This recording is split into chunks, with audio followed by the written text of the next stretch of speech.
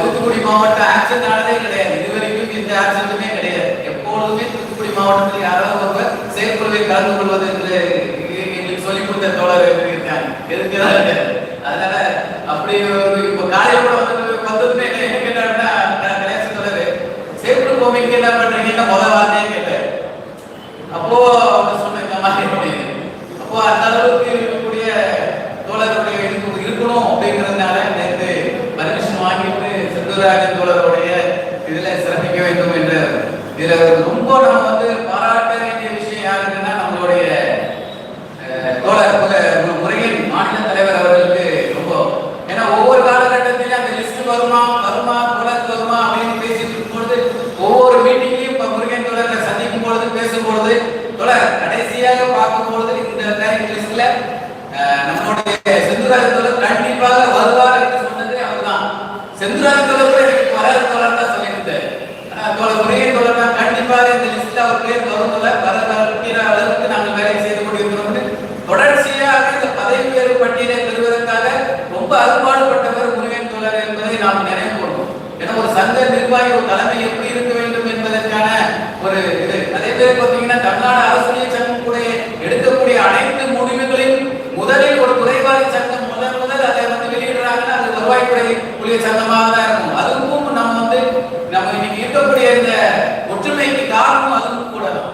அப்படி இருக்கக்கூடிய இந்த ஒரு நிகழ்வுகளில் நம்முடைய மாவட்ட தலைவர் அவர்கள் இந்த அளவுக்கு சிறப்பாக செய்வதற்கு நம்முடைய சங்க நடவடிக்கைகளில் பங்கு பெற்று அவர் வந்து காலையில் வந்தார்னா வெளியூர்ல இருக்கக்கூடிய வருவாய்த்துறை சங்கத்துக்கு போய் ஒரு பிரச்சாரம் மாநில துணைத் தலைவர்கள் முறையில தூத்துக்குடி மாவட்ட தலைவர் அரசு சங்க மாவட்ட தலைவர்கள் முறையில இங்க இவ்வளவு வேலைகள் அலுவலக வேலைகள் பார்த்து கொண்டு அதுக்கெல்லாம் செய்யக்கூடிய அளவுக்கு அவருக்கு ஊக்கம் அளித்த அவர்களுடைய இணையார் அவர்களுக்கு இந்த சபையின் சார்பாக நம்ம அவர்களுக்கு ஒரு பெரிய வாழ்த்துக்களை தெரிவிக்கிறோம்.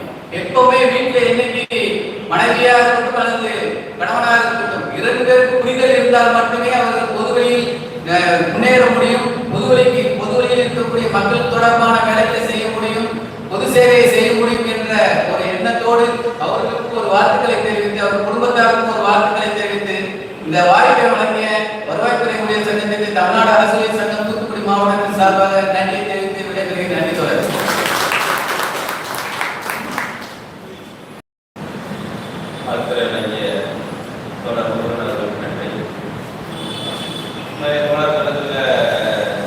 எந்த மீட்டிங் பண்ணாலும் அட்டன் பண்ணாரு வந்து அவர் கேட்பாரு கவலையா அப்படின்னு சார் நான் வந்து இந்த டைமிங்கையும் கரெக்டாக எந்த நம்ம ஒரு சாதாரண மாறுறோம் அந்த மாதிரி எந்த விதமான